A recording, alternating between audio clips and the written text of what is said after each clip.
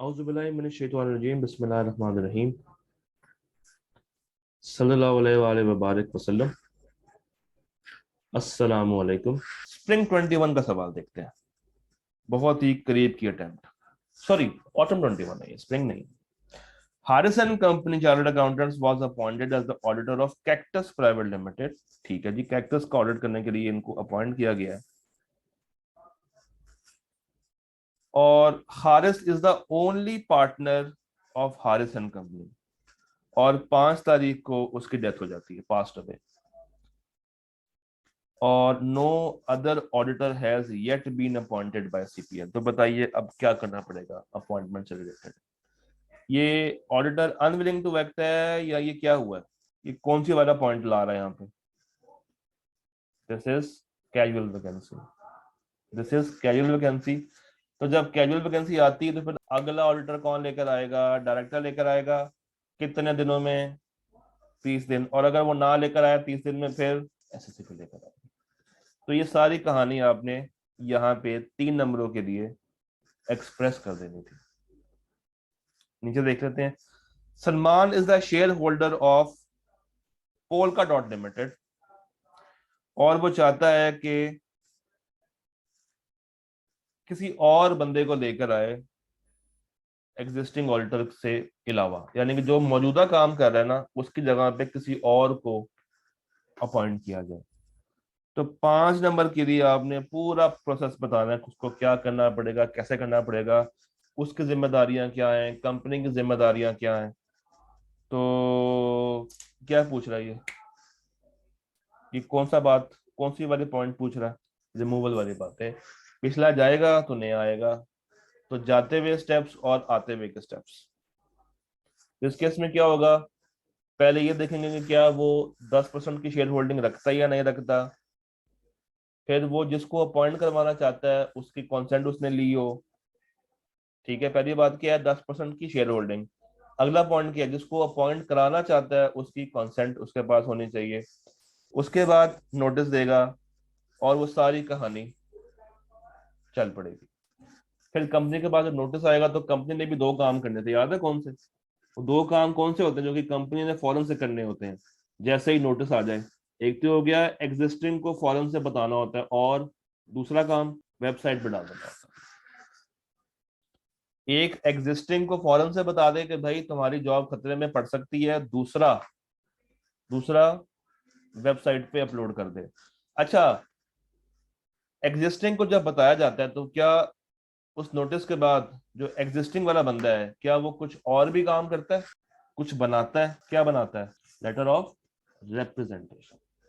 और 2 दिन, ईजीएम से 2 दिन पहले वो कंपनी को भेज देता है।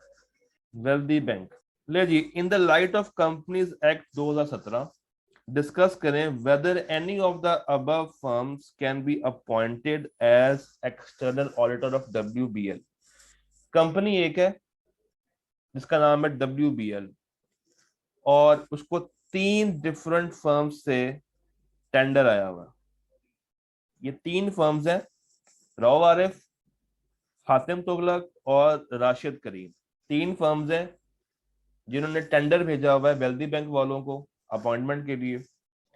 और आपने ये देखना है कि इन तीनों में से आपके लिए एलिजिबल कौन सी है। डन। पहली फर्म देखते हैं। The firm has recently admitted a new partner who worked as CFO of Noor Engineering Limited, Noor engineering limited, जो कि सब्सिडरी है WBL की।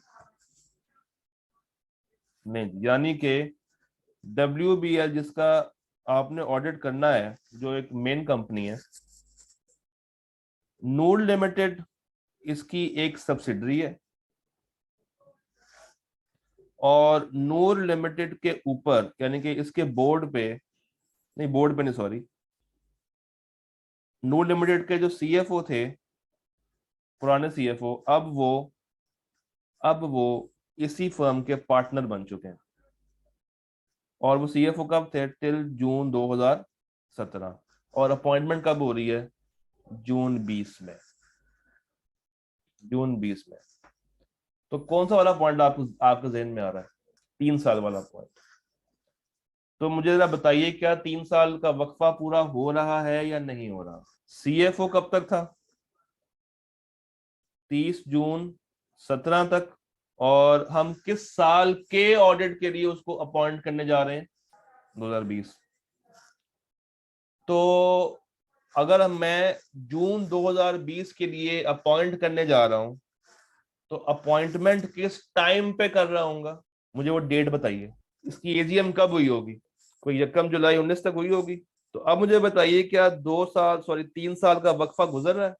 तो इस सवाल से हमने क्या सीखा कि फौरन से अगर आपको दो डेट्स नजर आ रही हो तो आपने फौरन से यस या नो के अंदर आंसर नहीं दे देना, प्रॉपर कैलकुलेशन करके देखनी है।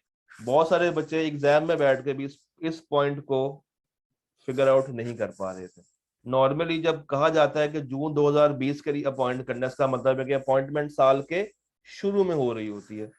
अपॉइंटमेंट जो है, appointment is at start of year. तो अगर अपॉइंटमेंट साल के शुरू में हो गई है या हो रही है, तो फिर तो 3 साल का टाइम पीरियड हमारा नहीं गुजर रहा। तो यहां पे क्या वो अपॉइंट होगा? नहीं होगा। क्या अपॉइंटमेंट वैलिड है? Not valid. तो ये तो फारिग हो गए। नीचे आते हैं। हातिम तुगलक के साथ क्या हो रहा है? One of the partners in the firm has obtained a loan. किसने दिया है? One of the partners, 5 million का। The firm has informed that the partner would not be able to repay the loan till 2021। क्या loan इंडेप्टेडनेस की definition में आता है? अगर बैंक हो, क्या ये बैंक है? हाँ जी, क्या तो ये रहा है, वेल्दी बैंक लिमिटेड, ये बैंक है। तो यानी कि लोन लिया हो तो इंडेप्टेडनेस का मसला नहीं है। क्या लोन की कोई अमाउंट भी होती है? 1 लाख, 2 लाख, 5 लाख, 3 लाख? क्या कोई अमाउंट क्लासिफाई हुई है लोन के अगेंस्ट कि कितने का लोन हो तो बेहतर रहेगा? नहीं, ये भी क्लासिफाई नहीं हुई। तो क्या फर्म ने लोन लिया या पार्टनर ने लोन लिया? पार्टनर ने लिया, यानी कि उसने पर्सनल काम के लिए लिया होगा। यानी कि जो लोन उसने लिया है that would be more less for its personal use. ऐसा ही है?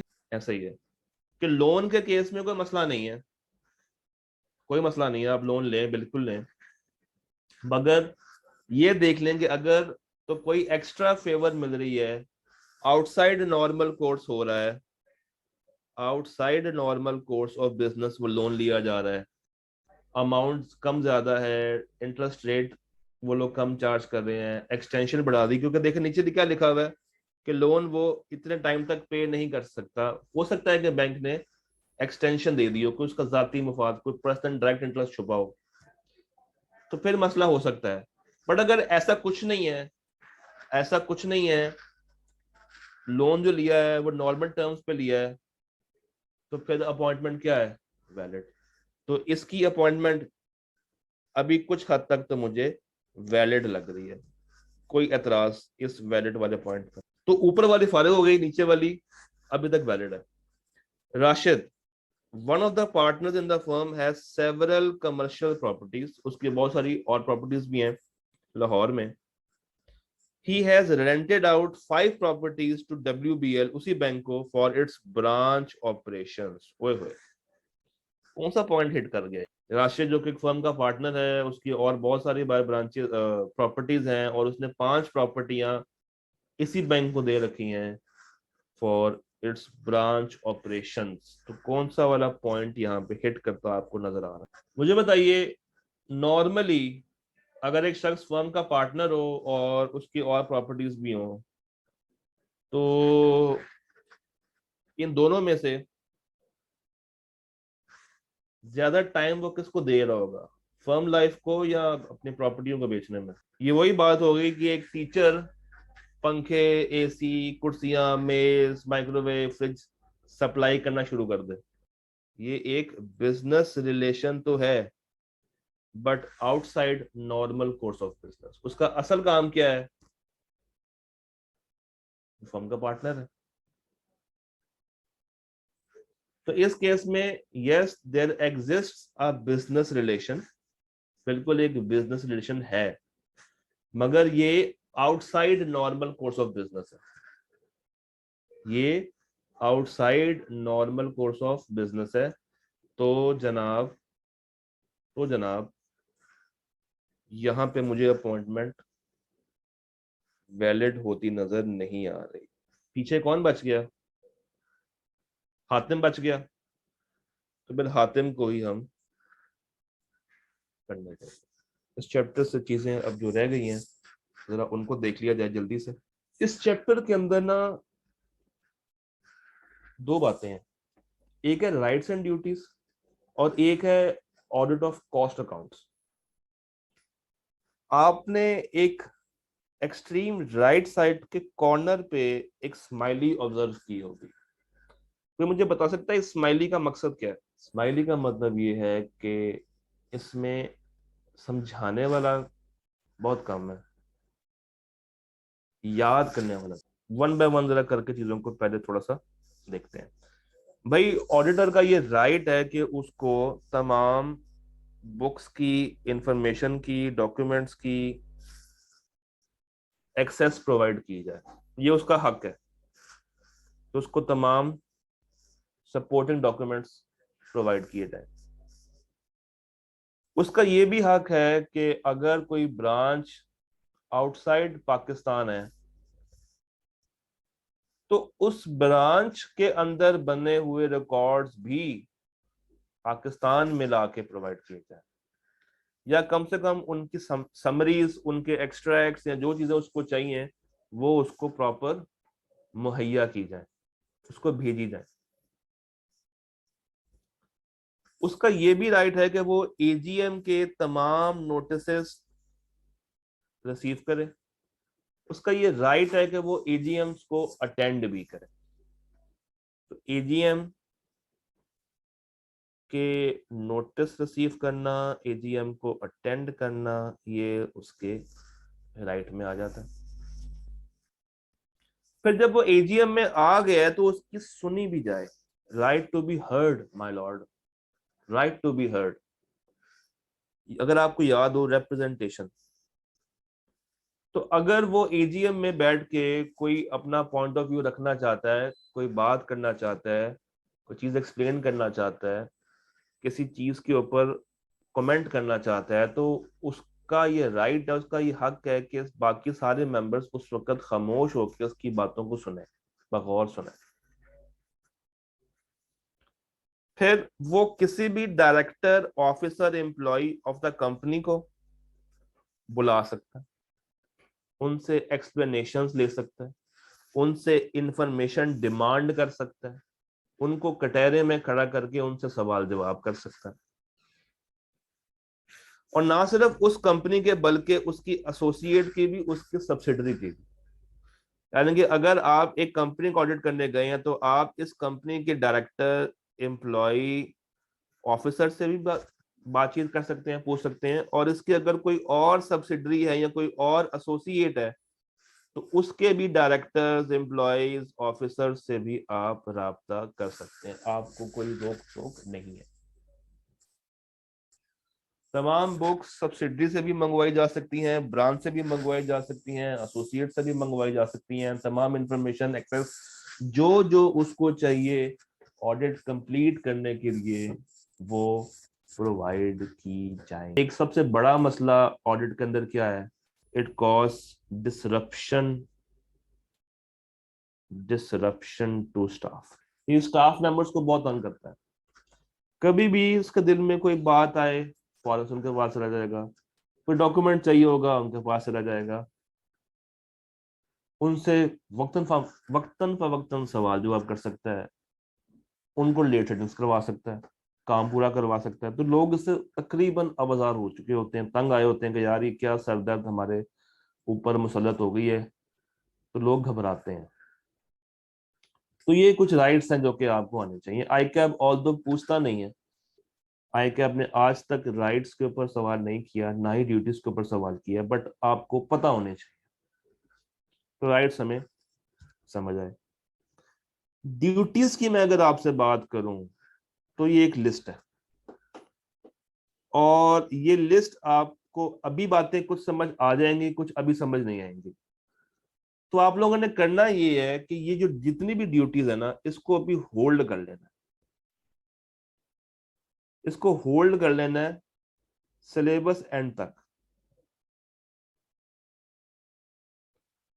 और जब आप एक दफा पूरा सिलेबस कवर कर लेंगे, और अगर आपसे कोई पूछे हाँ जी ये बताइए ऑडिटर की ड्यूटीज क्या क्या होती हैं, तो आप सारी बातें विदाउट रीडिंग दिस अपने दिमाग से बता रहे होंगे। क्योंकि बहुत सारी बातें आप बहुत सारे स्टैंडर्ड्स में पढ़ रहे होंगे, डिफरेंट चैप्टर्स में पढ़ रहे होंगे, डिफरेंट कॉन्सेप्ट्स ले रहे होंगे, तो वो ही बातें अगर आप रिपीट कर देंगे जो कि यहाँ पे भी हुई हुई है, तो वो आप उनको आसानी से बता पाएंगे। तो ये स्माइली का मकसद यही था कि यहाँ पे अभी फॉर द टाइम में समझाने के लिए जीरो है। हाँ, आई कैब अगर चाहे तो पूछ सकता है कोई 3-4 नंबरों के लिए, बट उसने अभी तक उसको टेस्ट नहीं किया। एक दफा कंप्लीट चक्कर काट लें पूरे ऑडिट का, फिर आके उसको पढ़िएगा, यकीन मानिए मजा आएगा। डन। राइट्स आपको याद होने चाहिए। ड्यूटीज अलबत्ता थोड़ा सा लथार्जिक काम है, वो एंड पे कीजिएगा जब आपके पास करने के लिए और कुछ नहीं होगा। जब बिल्कुल ऑडिट से तंग आ चुके हों, जब बिल्कुल आपको पता हो कि यार मैंने बहुत कुछ तैयार कर लिया है, एक एक लफ्ज तैयार कर लिया है और मैं मेरिट के लिए जाना चाहता हूँ, तो एक दफा ये ड्यूटीज को पढ़ लीजिएगा और आपको एहसास होगा कि यार मैं क्या पढ़ रहा हूँ, ये बातें तो मुझे ऑलरेडी पता है।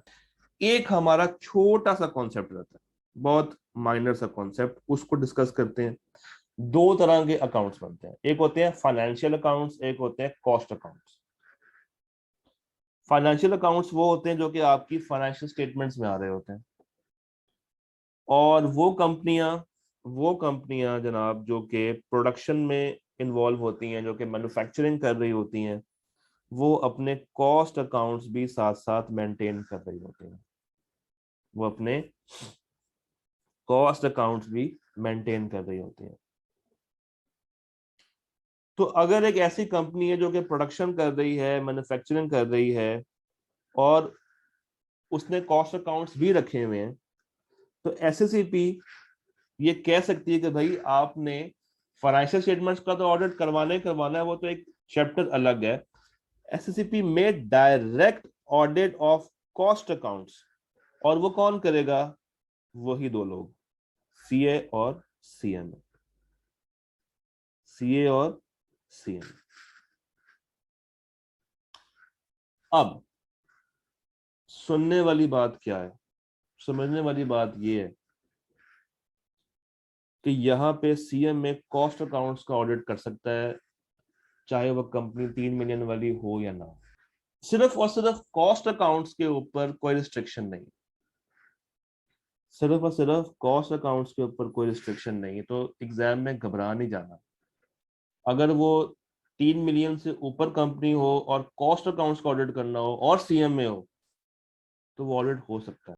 अच्छा जी, इनकी भी सेम पावर्स ड्यूटीज हैं जो कि नॉर्मल लोगों की होती हैं, वही राइट्स हैं, वही लाइबिलिटीज हैं, और ये जो है वो एसएससीपी करवाएगा सब्जेक्ट टू रिकमेंडेशंस, ब्ला ब्ला ब्ला, सारी बातें वही हैं। बस जो समझाने वाली बात थी वो ये थी कि कॉस्ट अकाउंट्स, पहली बात तो ये कौन बनाती हैं? वो कंपनी जो कि प्रोडक्शन कर रही होती हैं। और इनका ऑडिट कौन करेगा? सीए या सीएमए। और इस केस में कोई रिस्ट्रिक्शन नहीं है। क्यों नहीं है? क्योंकि ये जो सीएमए है ना, इनका काम ही कॉस्ट अकाउंटिंग है। ये क्या है? ये है institute of cost and management accountant. तो इनकी जो कॉस्टिंग स्किल्स होती है ना, वो सीए से थोड़ी सी बेहतर होती है, क्योंकि इनका prime focus he cost and management पे होता है। और सीएस का प्राइम फोकस कहाँ पे होता है? दूसरी तरफ, ऑडिट में, टैक्स में, फाइनेंशियल्स में। बेटर भी यही, क्योंकि उनकी मेन स्पेशलिटी ही कॉस्टिंग की तरफ ज्यादा होती है। हमारी एक स्लाइड रहती है, और गालिबन ये कहना भी गलत नहीं होगा कि आज की क्लास की सबसे इंपॉर्टेंट जो स्लाइड है वो यही है। कंपनीज एक्ट का जब आपको सिनेरियो एग्जाम में आएगा तो आपने उस सिनेरियो को अटेम्प्ट कैसे करना है। कंपनीज एक्ट का जब सिनेरियो एग्जाम में आएगा तो आपने वो सिनेरियो को अटेम्प्ट कैसे करना है।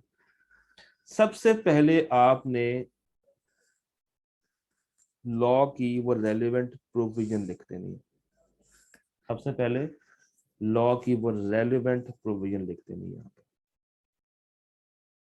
यानी कि अगर उसने इंडेप्टेडनेस वाली बात की है तो आप फौरन से पहले बताएंगे कि जनाब इंडेप्टेडनेस का मतलब क्या होता है। अगर उसने स्पाउस वाली बात की है तो आप फौरन से स्पाउस वाली बात कर देंगे। अगर बॉडी कॉर्पोरेट ऑडिट करना चाह रही है तो आप सबसे पहले बताएंगे कि भाई बॉडी कॉर्पोरेट ऑडिट नहीं कर सकती। अगर एसोसिएट वाला पॉइंट है तो वो सारी बातें एसोसिएट के आप देख लेंगे। सबसे पहले आपने डायरेक्ट लॉ की प्रोविजन बता देंगे। स्टेप 1। तो स्टेप 1 क्या है? स्टेप 1 इसके आपने फौरन से वो रेलिवेंट प्रोविजन बता देंगे। जो भी सिनेरियो आपसे टेस्ट करना चाह रहा है आपने फौरन से वो बता देना। सबसे पहले 11 में से कोई भी पॉइंट आपको दे, आपने सबसे पहला काम क्या करना है, वो रेलिवेंट बात वहां पे लिख देनी है। नेक्स्ट आपने फिर स्टेप 2 में सिनेरियो को डिस्कस करना है कि वो असल में सिनेरियो है क्या। और अगर एक से ज्यादा एंटिटीज दे दी हैं तो फिर उनका रिलेशनशिप निकालना है। याद है एसोसिएट्स में हमने क्या कहा था कि अगर दो कंपनीज हैं तो उनका रिलेशन मैंने निकालना है। तो ये रिलेशनशिप आप निकाल रहे होंगे। इसका फायदा क्या होगा कि अगर आप एक में डिस्क्वालीफाई हैं तो क्या आप दूसरे में डिस्क्वालीफाई हैं या नहीं, ये आपको आसानी से पता चल जाएगा। तो स्टेप 2 इज आपने सिनेरियो को लिंक करना है और वो रिलेशनशिप फाइंड आउट करना दो कंपनीज के बीच में। देन कम स्टेप 3, अपनी रिकमेंडेशंस देनी है। रिकमेंडेशंस क्या है कि अपॉइंटमेंट वैलिड भी है या नहीं, अपॉइंटमेंट इज वैलिड और नॉट। तो कंपनीज एक्ट का कोई भी सवाल आ जाए आपने ये 3 स्टेप्स फॉलो करने हैं। स्टेप 1 लॉ की बात बता दें, स्टेप 2 सिनेरियो में जाएं और अगर तो कोई रिलेशनशिप निकल रहा है कंपनीज का तो वो बता दें। अगर नहीं है तब भी बता दें कि वो एसोसिएट है या नहीं, ये लाजमी है। और स्टेप 3 आपने अपना आंसर कोट करना है कि ऊपर वाली तमाम वाकयात को देखते हुए आप लोग इस नतीजे पे पहुंचे हैं कि फलां कंपनी का ऑडिट फलां फर्म कर सकती है या नहीं कर सकती। तो ये 3 स्टेप्स आपको पता होना चाहिए। अगर मार्क्स कम हो कोशिश करें तब भी इन स्टेप से हटे ना, कोशिश करें। अल्लाह हाफिज।